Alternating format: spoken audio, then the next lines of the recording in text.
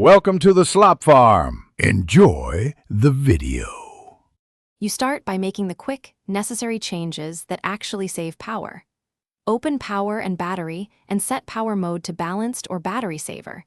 This reduces CPU bursts and background tasks.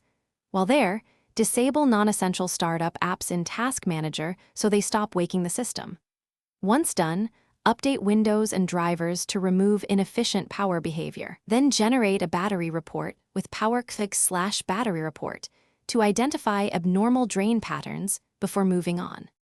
Next, dive into system-level tuning that cuts steady drain. Reduce screen brightness and enable adaptive brightness, and shorten screen timeout because displays dominate battery use.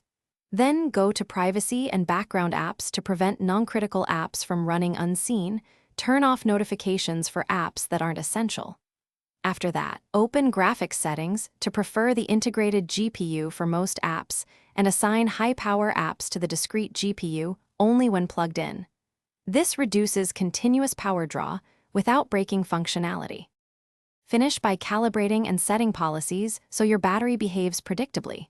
Fully charge, let it discharge to near empty, then fully charge again. Repeat monthly and compare battery reports to track capacity. Configure battery saver schedules and create separate power profiles for work versus travel.